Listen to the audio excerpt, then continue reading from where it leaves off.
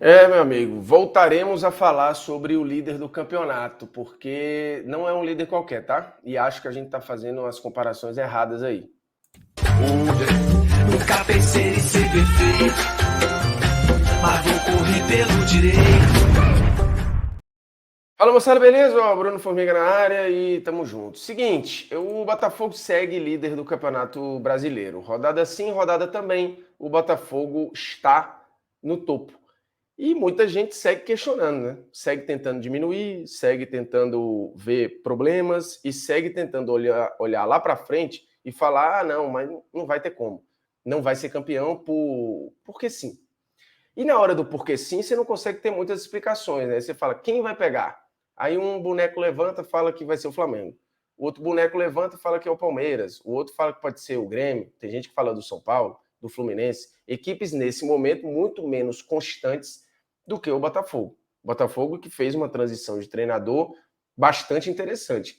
O Luiz Castro foi embora, foi um baque, era um roteiro muito legal que estava sendo construído ali. O Caçapa ficou como interino e manteve a pegada, com atuações ótimas e resultados excelentes. E agora chega o Bruno Lage, que tem currículo para fazer esse time continuar jogando muito.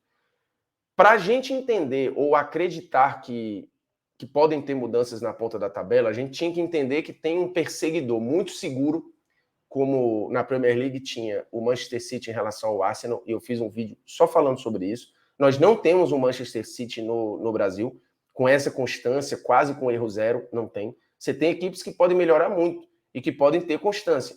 Por exemplo, o Flamengo, mas que está preocupado com o Libertadores, está na semifinal da Copa do Brasil, então as Copas podem tirar um pouco do foco e na hora de você ter jogos-chave ali, você, de repente, pode tirar um pouco o pé.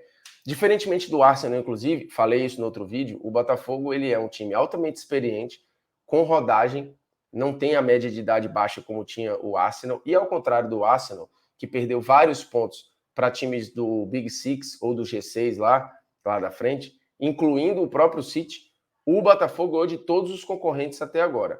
E, como agravante, temos este belíssimo quadro do SofaScore. O SofaScore que você baixa 100% de graça no link que está lá embaixo, consegue acompanhar a tempo real, estatísticas, resultados, gráficos dos jogadores, fazer comparações, e agora ainda tem o SofaScore Editor, que é um outro aplicativo que você pode incluir no banco de dados do seu campeonato. Campeonato de universidade, campeonato de várzea, campeonato de futsal, campeonato de futsal, campeonato de escola, interclasse, você pode colocar lá e ir alimentando com as estatísticas da galera, do seu time, enfim, da sua galerinha lá. SofaScore Editor, o link está na descrição do vídeo para você baixar o SofaScore, mas você pode ir em qualquer lojinha virtual e baixar o SofaScore Editor. E aí, o SofaScore fez o levantamento até a 15ª rodada, quais foram as melhores campanhas até hoje dos pontos corridos. O Botafogo é a melhor campanha, já passou, inclusive, o Corinthians de 2017. E a vantagem que o Botafogo tem hoje, em momento algum no campeonato inglês, por exemplo, o Arsenal bateu. Por isso que acho que as nossas comparações são equivocadas. O Botafogo não deveria estar sendo comparado ao Arsenal. O Botafogo deveria estar sendo comparado ao Napoli, campeão italiano na temporada passada depois de 30 anos. Essa é uma comparação mais justa, essa é uma comparação que tem mais a ver com o que pode acontecer no futebol brasileiro, diferentemente da comparação que eu acho errônea com o Arsenal. E eu já expliquei os vários motivos aqui. Média de idade, experiência do elenco, o perseguidor, o aproveitamento com a turma de cima da tabela, é bem diferente. Bem diferente. Diferentemente do Napoli, que assume a liderança no início do campeonato e tem uma constância absurda. Joga bem, um estilo diferente, um técnico experiente e uma linha de regularidade bizarramente constante. Eu acho que as nossas comparações estão equivocadas. E, de novo, as estatísticas dizem para a gente olhar para outro lado, porque esse Botafogo ele já mostrou que assim ele não está ali por acaso. Ninguém lidera por tanto tempo e faz 39 pontos em 15 rodadas por acaso. Comparado ao Corinthians de 2017, 37 pontos, o Galo de 2012 com 35 pontos. Dos três, inclusive, o Botafogo o campeonato não acabou, mas o Corinthians foi campeão brasileiro, o Atlético não, porque em 2012 o campeão foi o time do Corinthians, do Fluminense, perdão. O Corinthians foi em 2011.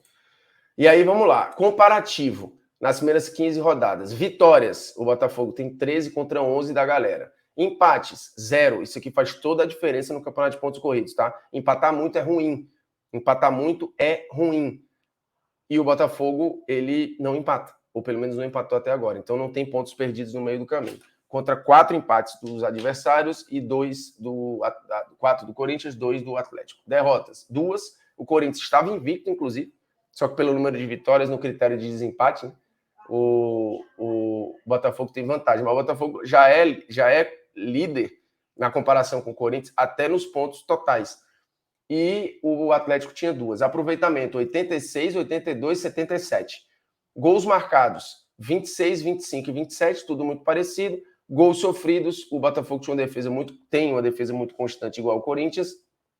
E o Atlético tinha tomado 10 gols. O Botafogo de 2023, com essa base aqui, Lucas Perry, de Plácido, Adrielson, Cuesta, Marçal, Tietê, Marlon Freitas, Júnior Santos, Eduardo, o Luiz Henrique, Tiquinho, Soares. O Corinthians de 17, que tinha, no nosso entendimento, mais talento, né, talvez. Cássio, Fagner, Balbuena, Pablo e Arana, Gabriel, Maicon, Jadson, Rodriguinho, Romero e Jô, que terminou como o melhor jogador daquele campeonato. O Jô que curiosamente, estava também no Galo de 2012. Vitor, Marcos Rocha, Hever, Léo Silva, Júnior César, Leandro Donizete, Pierre, Danilinho, Ronaldinho Gaúcho, Bernard e Jô. Acho que não há dúvidas de que o time mais, ou talvez menos estelar aqui, seja o do Botafogo. Mas o trabalho, repito, ele é muito constante e com algumas peças de enorme destaque. Por isso, para mim, a melhor comparação é justamente com o Napoli, campeão da temporada passada no campeonato italiano. Ele assume a liderança ali na 8ª rodada, na 9ª rodada, e não larga mais. E vai sendo preciso o tempo todo. Um time que perdeu pouco, só perdeu 1, 2, 3, 4 jogos e também empatou muito pouco. Empatou 1, 2, 3, 4, 5, 6 vezes. Tem desenhos muito parecidos com o do Botafogo, com alguns jogadores individualmente voando, né? A gente olha para o ataque do Napoli, você tinha o Kvaratskhelia, o Osimhen. No time do Botafogo, você tem... E aí nem aparece ali no time base, né? No time chave agora, o Eduardo jogando muito, o Tiquinho jogando muito, o próprio Marlon no meio-campo fazendo um papel muito importante, os laterais com uma constância muito grande. Então, assim, não estou comparando do ponto de vista individual e dizendo... E o Botafogo, diferentemente do Napoli, o Napoli tinha um dos melhores jeitos de jogar da Europa. Né? Era um jogo dominante, era um jogo bonito de ver toda hora. O Botafogo tem jogos extremamente competitivos, fez uma transição de técnico e que mantém o estilo, né, de ataques rápidos, de ataques muitas vezes diretos, usando bola longa, usando velocidade. São formas de jogar muito parecidas. O Bruno Lage talvez até consiga imprimir nesse time do Botafogo um pouco mais de pressão alta e de execução, diferentemente do Luiz Castro, mas, no geral, você faz a transição muito bem feita. O time do Napoli, eu acho que ele tinha um pouco mais de estética e de liberdade nas trocas de passe, um pouco mais de beleza na construção de alguns gols. Tirando isso, a segurança, a proporcionalidade da coisa, de novo, acho que é muito mais justo que a gente compare o Botafogo ao Napoli do que ao Arsenal. Porque foi campeão e com uma constância grande e sem um perseguidor único e seguro, do que comparar com o Arsenal, que não foi campeão, num cenário completamente diferente, e com um perseguidor que, como eu disse no vídeo anterior, nós não temos no Brasil. Então, eu acho que a gente deveria mudar o olhar em relação ao Botafogo, tá?